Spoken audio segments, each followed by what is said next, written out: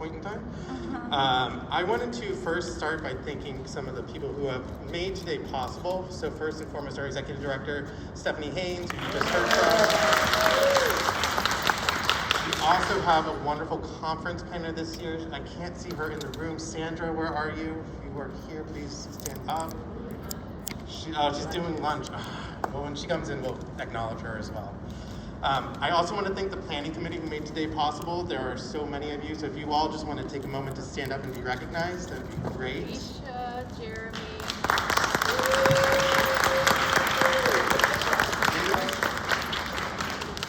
I also want to thank our wonderful sponsors, all of which have tables up in the cafeteria area. I specifically want to give a shout out to Turning Points and Second Chance. Thank you so much for your support for today's event.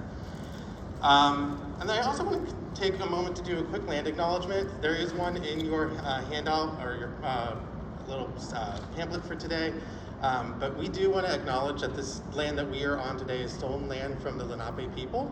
And we just really encourage you to educate yourselves, your family, your community about the importance of our Native and Indigenous people today and every day throughout our history. This year's theme for our event is Reclaiming Family Values. And honestly, I cannot think of a better advocate for our own family and community than our keynote speaker today, Representative Malcolm Kenyatta. It is an honor to be able to be able to introduce him.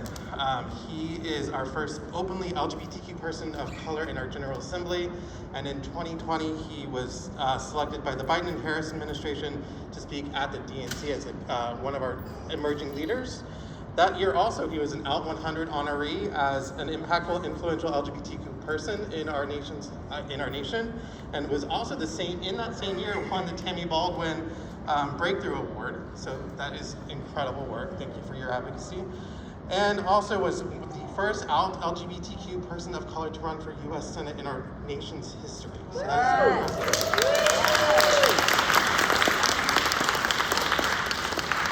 Beyond all of these incredible accomplishments, I just want to say that Malcolm Kenyatta, Representative Kenyatta, has been a huge advocate, supporter, and wonderful leader in our city for our community as a whole, and I am just so honored to have him here today. So please help me welcome Representative Kenyatta.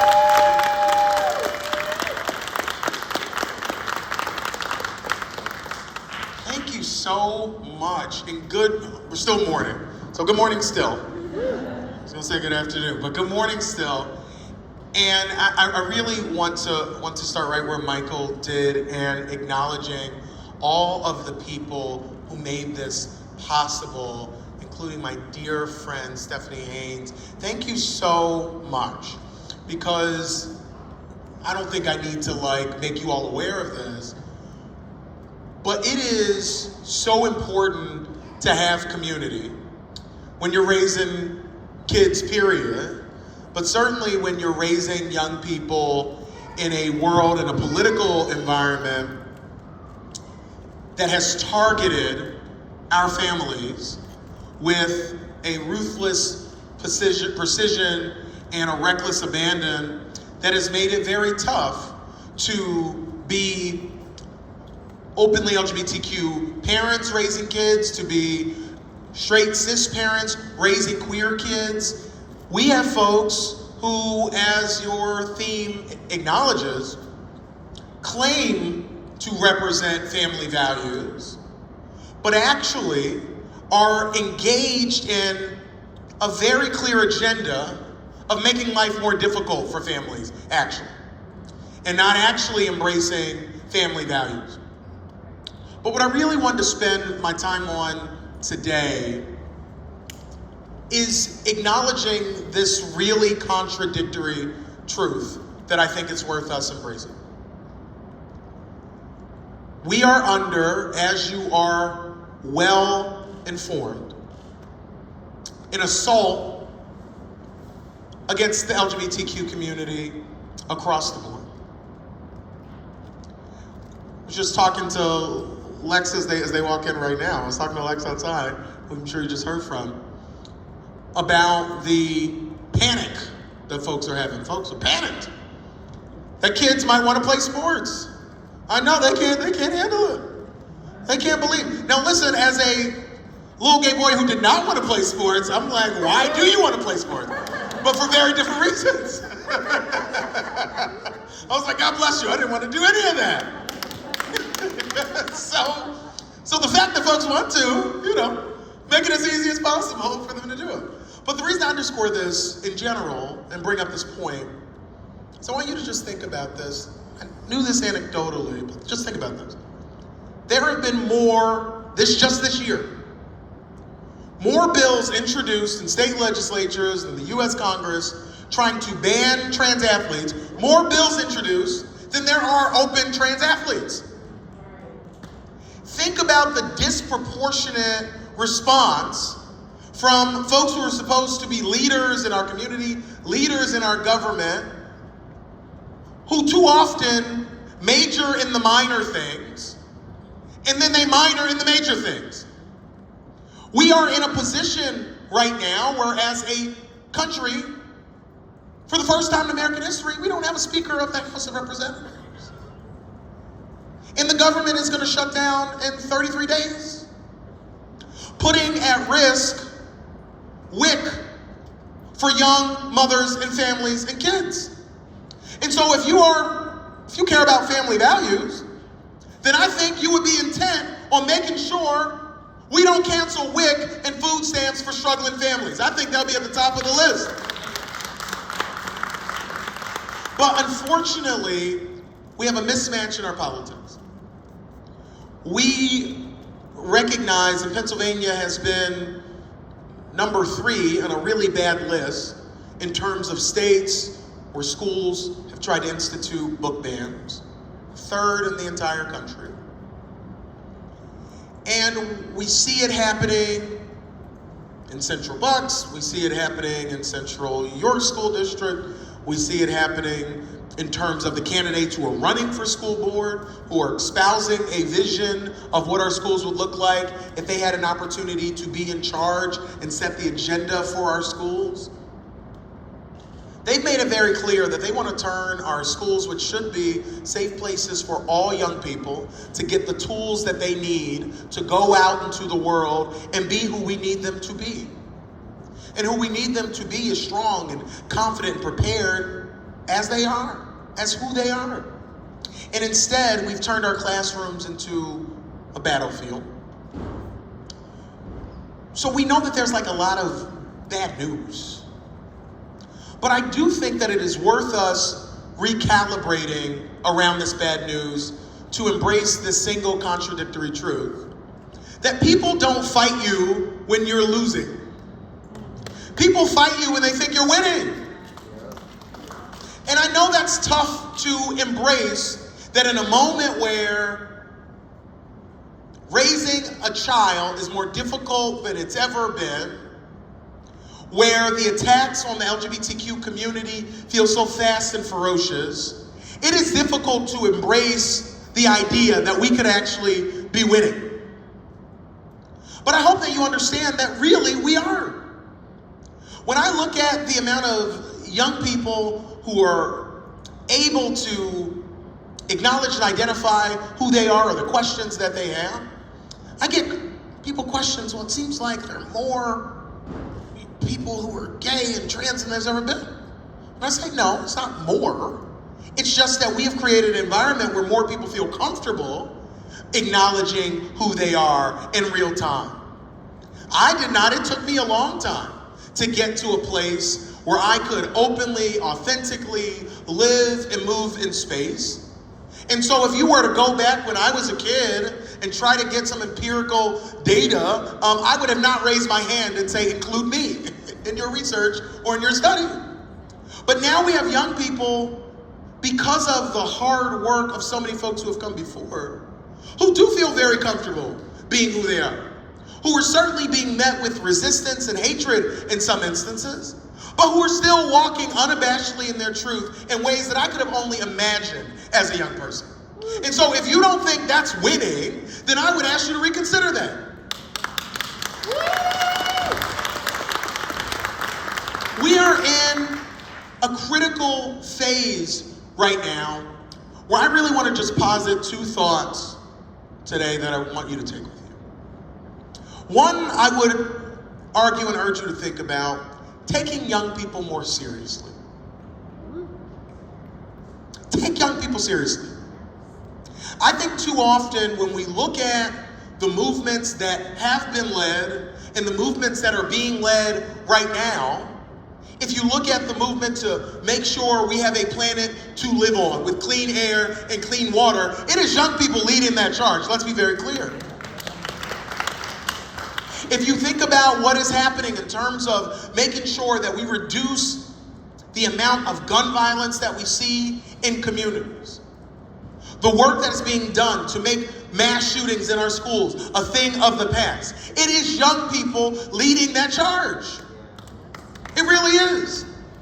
When you think about the fight to ensure that we have a democracy where you get to vote, where we count the votes, and then we respect the outcome of those votes, it is young people who are leading the charge to make sure democracy doesn't die on our watch. And people, I would urge you to just think about history. It really has always been young people leading the charge. It was young people who, during the height of the Vietnam War, Kent State and other places, stood up in the face of horrific violence to say that we should consider a path of peace because we all know war is hell. It was young people who got on buses during the height of the civil rights movement, or freedom summers, going down, sitting at tables they were told they weren't allowed to sit at, going into doors that they told they weren't allowed to enter, expressing their humanity across race, across age, working together, organizing in a serious and significant way. There were young people who were leading those charges and those efforts. And I think that sometimes we forget that. Because the people who were involved in that work, as I've learned over this weekend, seeing my godkids, you get older. I'm still very young to everybody but my goddaughter. But as you get older, you start to forget that a lot of the people we praise and acknowledge and look up to as great heroes were young people who were trying to do what all of us must do and demand that our country, our society, our communities work in ways that benefit the least of these and put people in a position where they feel safe and secure and in a possibility to thrive. And so I would say that when you see young people who are leading a movement, don't pat them on the head and say, oh, that's nice. Take it seriously, the movements that they are leading and what they are saying. They deserve to be taken seriously. Because I will tell you, in some of the school boards that I just listed, Central York, Central Bucks, it was in fact young people who were organizing against these bans first.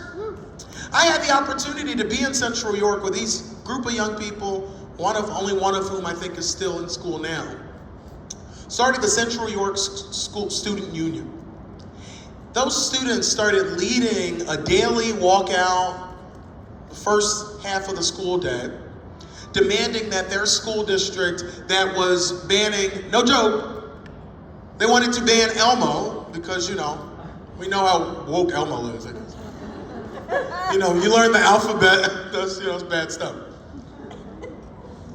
They were saying that, we shouldn't be reading Maya Angelou in schools anymore because, Maya Angelou. We shouldn't be reading Dr. Seuss in schools. And I wish I was joking because this sounds like so silly. But this is exactly what they wanted to do, the school board.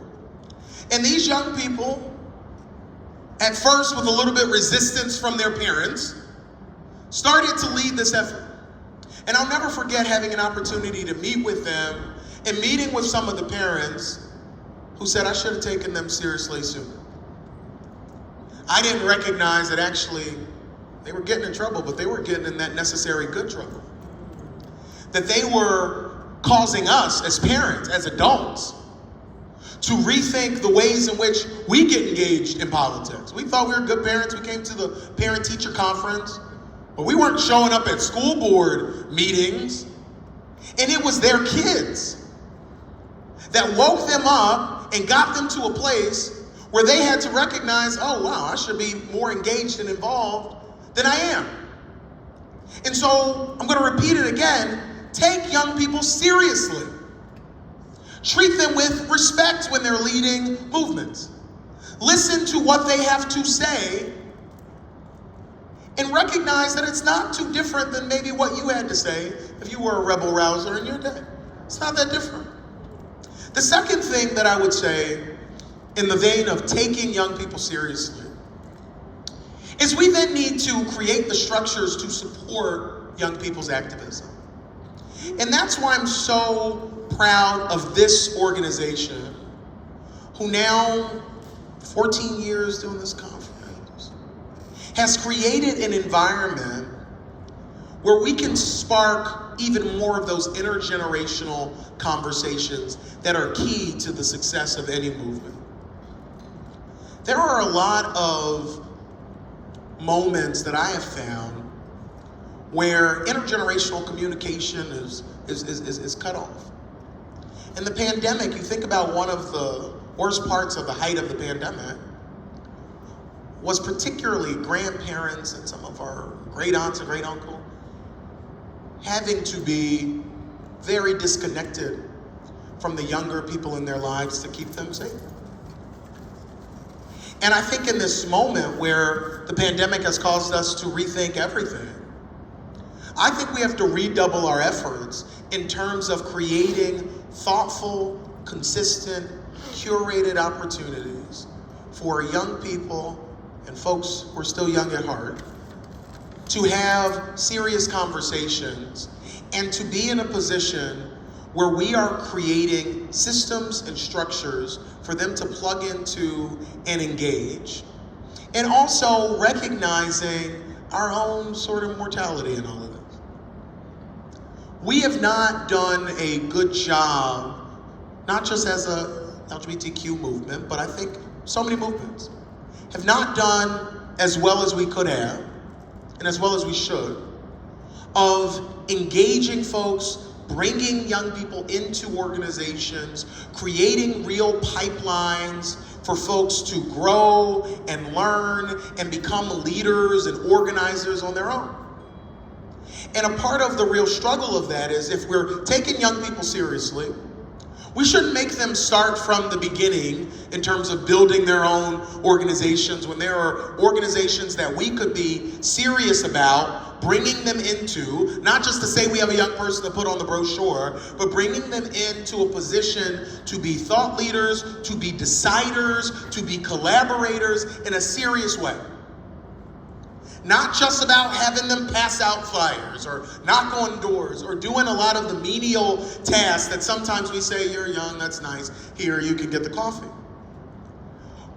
If we are going to address this moment, it's going to require us to think very differently about how we organize people, about how we engage, about what are the methods of communication that we can use to really connect with people in a lasting way. And I will tell you, I think young people are like a little bit better at that than we ever were. Not only has the technology gotten better, but their ability to utilize it as a way to engage in serious, direct, and social action has been profound. And so we are in a position where not only is it the right thing to do, but we don't have the luxury of not including these young thinkers in a significant way if we're going to deal with the challenges that we face right now.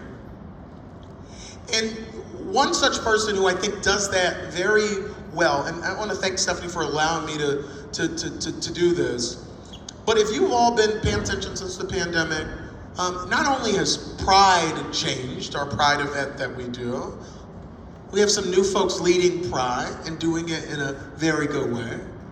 But also this past weekend, we saw that Outfest, which had been not happening for a couple of years, has reemerged better than it's ever been, now as Our Fest, which I like a lot. And through that, what we've seen is that it has been young people at Galay and other organizations who have really taken charge and reminded folks of what Pride really should be about. Now, I am all for a nice cocktail and some music. Let's do it. The Renaissance tour is over, but Beyonce said you could always go back in your heart. And yes, I have my tickets to December. I got them at 7 a.m. for the movie. I'm gonna see the movie too, yes.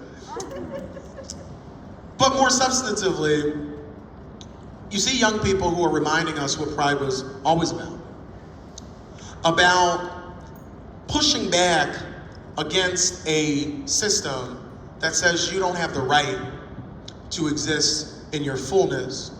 You don't have the right to exist exactly as who you are and to have your government systems not only tepidly tolerate that, but actually fully embrace you as who you are. And that means that we have to get back to the roots of Pride as protest.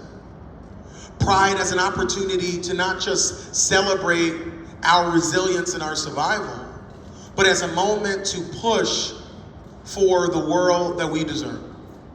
I really do believe in my work as a state representative and as a leader in our party and our Commonwealth, that Pennsylvania is and should be the best place to live, work, and retire for all of our families, no matter who you are, what you look like, who you love, how you choose to worship or not. Pennsylvania should be that place for you. We are a place that has consistently birthed and raised big ideas, not least of which our democracy. And I am incredibly honored that we have folks like Tyrell Brown who are helping us tap into that reality of who we are as Pennsylvanians, who we are as a movement. And so when I think about what I really wanted you to take away from my comments today, of taking young people seriously, of creating structures and systems where they can plug and engage and expand the impact of their advocacy, Tyrell Brown has created that space at Galley. He's created it with Philly 365, Pride 365, excuse me. He's created it in terms of the voice that they have been in our communities. And so I was trying to get to Our Fest last week to do this, but I'm really grateful to Stephanie and for this organization for allowing an opportunity where we are in community to honor the people who deserve honor in our community. Particularly in our community, because I will tell you, we know during the height of the AIDS crisis and everything else, we lost far too many people. And I think just now, are we really trying to recapture those stories and hold on to that history? That is important for us. Because it is so difficult, as Marian Adelson said, to be what you cannot see. It's so hard. And so I am always honored to be in a position to honor folks who are creating those spaces for people to be what they want to be, because they have a mirror and a reflection and somebody to look up to and engage. And so I want to have Tyrell come up and acknowledge him with this citation from the House of Representatives, which I won't read, which is all his bio and all this nice stuff, acknowledging all of the great work that Tyrell Brown is doing in our community and all the great work that he is doing to lift up the voices of young people. And I want to thank you all for the opportunity to be here today.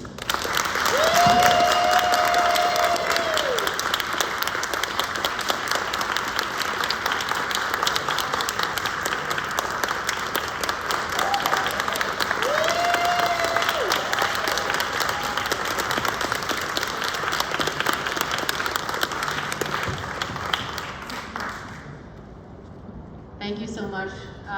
Really appreciate, Malcolm, your time. And I don't know if y'all heard, but Malcolm just got off a plane from Atlanta where he was hanging out with Stacey Abrams yesterday. So we really appreciate you taking the time to be here with us today.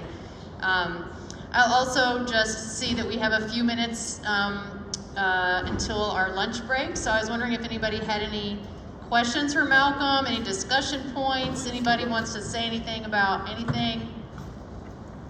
What's on your mind? None of you are shy, I don't believe it, please.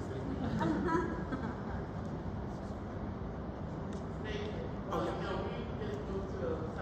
And what's your name? I'm sorry. Okay, nice to meet you.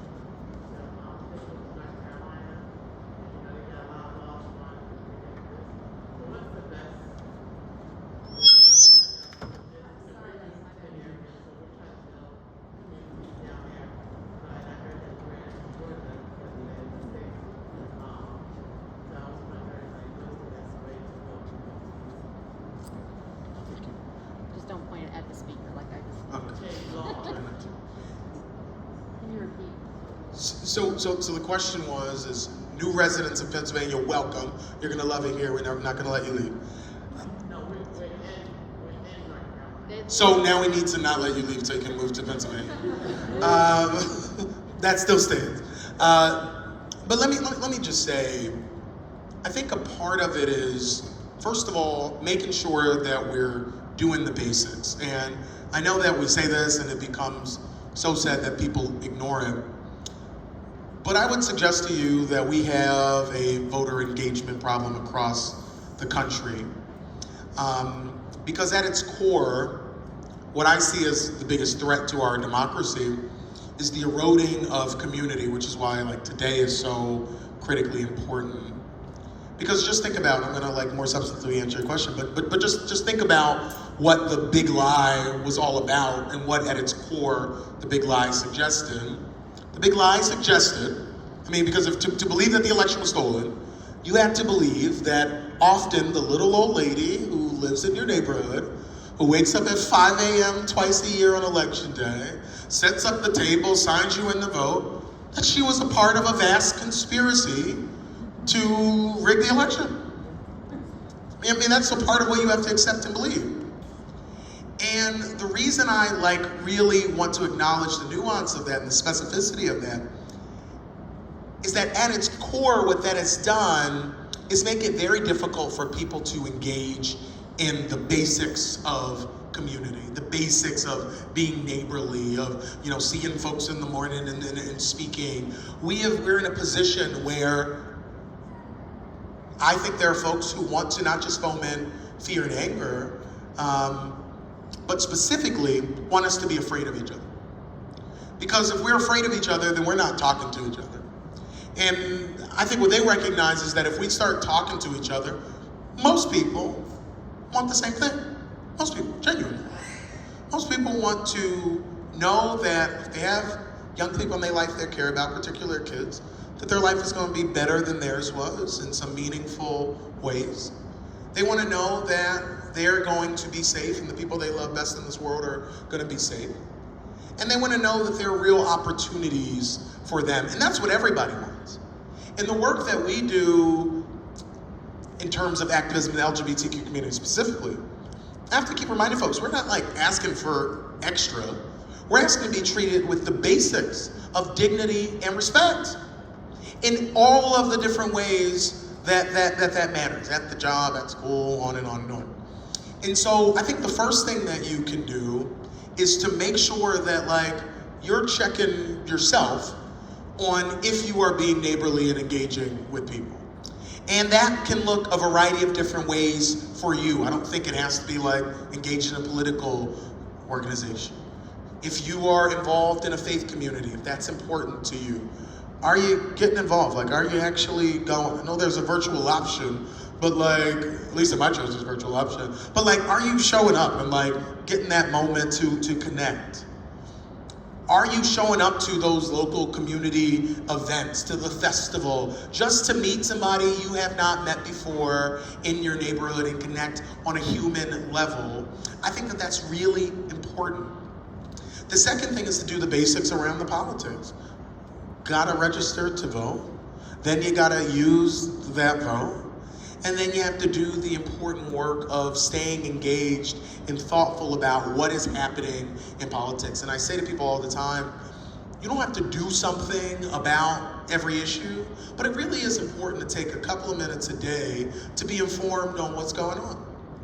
I really think the headlines from the New York Times, the spinoff of The Daily Show, which was 20 minutes, the headlines is 8 minutes.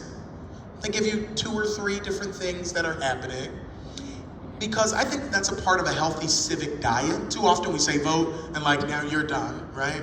And we treat voting like Voltron, where you give your power to some other person who then is supposed to fix all the things, and then you can say, what have you done, right? And I think some of that is necessary, but I would suggest to people that your elected official didn't take away your power when you voted for them. That was a way that you empowered yourself. And the more that you know what's going on, you feel even more empowered. And then naturally, you will find the things that matter to you, and you'll get plugged into other things because you got involved in one thing. I mean, you know, back to my friend Stephanie, I mean, I will credit almost everything that I've done in politics with getting involved with an organization called Liberty City, of which Stephanie was the best board member we ever had, present company included. Seriously, she was really good. Well, you know, like she's like really organized and smart. We tried to keep her and Stephanie was like, I'm done. But all that being said, when I came out, that was very important to me, to get involved in a very specific way. But what happened from that was I found out there were a lot of other things that mattered, that were important, but I had to get connected in first with the thing that mattered to me. And so I always encourage folks to like find that thing. James Baldwin says, you know, go the way your blood boils. Find that thing that you can't stop thinking about and just get plugged into that one thing. You don't have to do everything, but everybody can do something. And I think doing the something is really enough.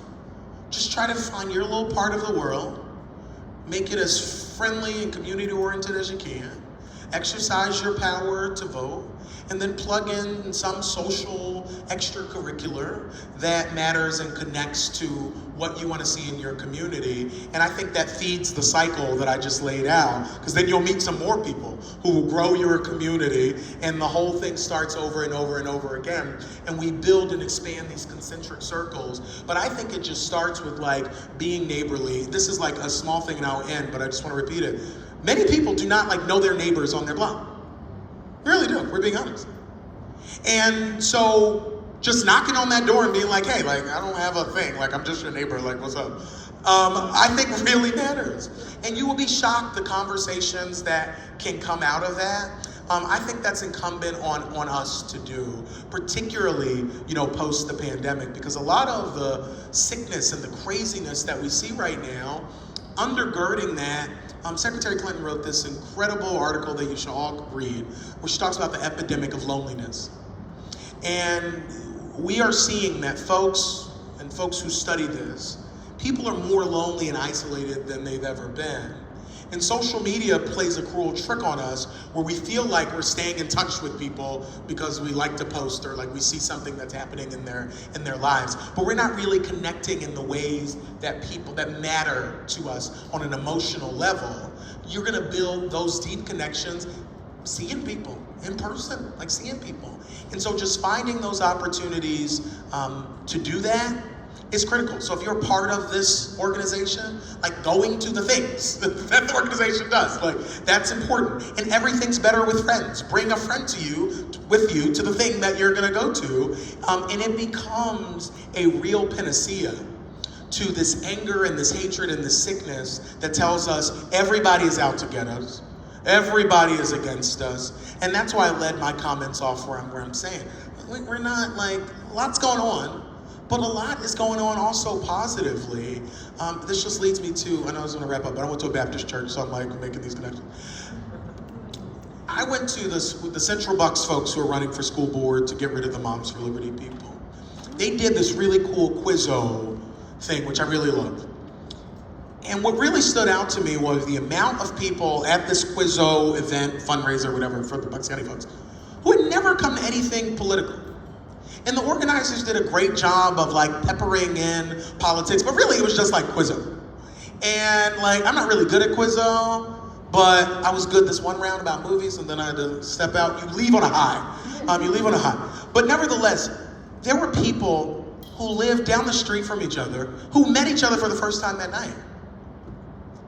And now not only did they meet each other, recognize, oh, like, hey, we both like Quizzo, but we also like don't want our schools to like ban books, right? Like, and so it becomes this really cool way where just from a night out, playing Quizzo, drinking a beer, they have exponentially expanded their social circles and networks. And when you ask folks, people who do research, when people are ending their lives, people always say the number one thing they wish they would have done is spend more time with the people they love and care about, spend more time with family and friends and all those different things. And so I know this like doesn't sound like big P politics, but it really is. You know, when Hillary lost in 2016, I had so many people ask me, because I was involved in her campaign, what should I do, what should I do, what should I do? And I said, go to Thanksgiving with your family. Seriously, just go to Thanksgiving. And like have that conversation with like your uncle or your cousins who like are not voting the right way, and make sure that we don't allow these things to sort of tear us apart. Wonderful.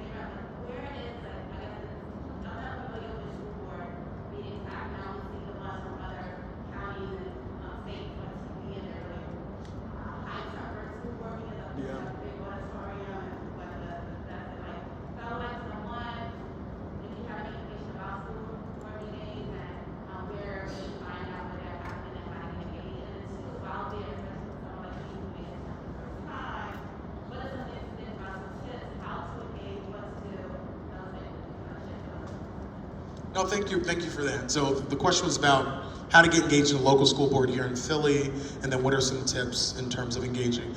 The first thing, I'll share this information with Stephanie, and if you can blast it out. But the school board meetings happen at the school district headquarters. I think it's 440 North Broad, or thereabout, maybe 400 North Broad.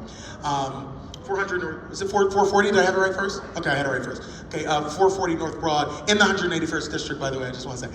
And so those school board meetings are open to the public. I will get the frequency of them over to you, and you can certainly just show up and go. I would encourage you to do so. So far, I don't think we've had any of the major sort of viral moments as you've had in some other school boards. But nevertheless, go, and maybe you will create one on an important topic to you. But I will say, more seriously, I think that you shouldn't overthink this, and you shouldn't underthink it either. It is as simple as just saying hello and being genuinely interested with the person who says hello back to you, being genuinely interested in knowing who they are. I mean, I think that, one of the best tips that I got in terms of engaging with folks are to think about, is it the 4 F's or the 5 F's? But family, food, favorites, fears. These are like 4 things that people always want to talk about and engage on, and it gives you very simple ways to begin a conversation. But I do think that the joy in getting to know somebody is to not go in with a super prescribed outcome that you want from that conversation, but to go in genuinely curious with who is the other person. And I think from that, you never know who you're going to meet, and how you're going to engage. If you go in with a genuine, who are you? I really want to know. So often when people say, how are you? They don't mean it. And so I would encourage you to ask, how are you? And mean it. And from that, you'll have conversations, and things will happen sort of naturally. And so I wouldn't overthink it, but I also wouldn't underthink or undercount the impact of just striking up a conversation with somebody. And at a school board meeting is as good a place as any to begin that. Let's do one more if we can, because I know we have lunch. Yep. So I worked at a school, so it's very easy to take the young people seriously, to support all of their efforts when they do voting drives and not even old enough to vote, those types of things. It's easy for somebody like me, but for somebody who wants to take heed to your advice in terms of taking them seriously, supporting them, are there any actionable items that you can think of where, if they may not be directly related to a specific school, that they could support the efforts of the young people? Yeah, that's a solid question. What I would say is a version of what I just said before. I think it's about being active and serious listeners of young people, because I think as a baseline, we often do not take young people seriously. A part of that is we're not listening to what they're saying. And that really stuck out to me in the story that I told about the Central New York School Board, where the mom who came was saying that the first thing she heard when her daughter said, you know, I'm leading a walk out of school, is she heard, you're walking out of school. And no, you better not walk out of school. You need to be in school, not walking out of school. And so she didn't even get to like why she's walking out, what was she saying. She just heard she's walking out, and like that shut down the conversation. And so I think the switch for her, and I would suggest maybe is the switch for all of us, is to just like literally listen to them. And then from that, you can, as an adult and as a parent, begin to shift and shape, like how are you gonna be able to implement in a way that makes sense what this young person is saying. And when the parents got involved, it was to the benefit of the young people, to the benefit of the ultimate activism, because then the parents could get involved from another way. It's one thing for the kids to be walking out, it's another thing for the parents to show up at the school board supporting them, to be writing letters, to be in a position where they're like, I'm going to vote for you next time, or not vote for you. And so you really become an advocate for what the young person's doing, but hopefully in a way where you're not like stealing the microphone from them, but you're saying, okay, what can I do as an adult to support this thing that you're saying you wanted to do, that I took the time to actively listen to. And so that's what the parents ended up in this instance being able to do. I don't know if they would call themselves an organization, but the parents started meeting as well, saying, okay, how can we start supporting, you know, the activism that they have? And what that led to was, you know, parents who had press connections calling the media and saying, hey, these young people are doing this, you should show up. That helped bring more people into the conversation. It was writing those letters to the school board and to the superintendent as a parent that really got them started to, you know, to pay attention. Because to their mind, when they were banning the books, they were responding to parents who were upset about some book. So when they responded the other way, yeah, they're responding to the students led it, but also they would suggest they were responding to parents, right? And so they had to sort of rethink how they were gonna do it. Now, Central York's gonna have some school board races right now where some people wanna ban the books again. And so we're gonna see how these races turn out. But that's what I would say. Listen deeply, and then see how you can be a supporter without sort of supplanting them with their energy and their enthusiasm, their engagement. But thank you all so much for being here. Thank all this incredible team again. And go have lunch, I guess. I think it's lunch. I should not be giving you directions. Thank you. Thank you again, Malcolm, so much. If you turn in your little brochures, next thing is lunch. This is our program book. So we have lunch at 12 to 12:45. Any prospective parents here, folks who are thinking about having kids? Okay, no pressure, but we hope you have kids, okay. But prospective parents are actually gonna meet, if you wanted to go grab your lunch, and then the breakout room is where Navigating Hard Conversations was, in that little room right here. So that's just gonna be a very informal, just get to know each other, have lunch together. If y'all wanted to do that in the cafeteria at your own table, you could also do that, but like the official spot is in the breakout room right here. I think I just complicated things.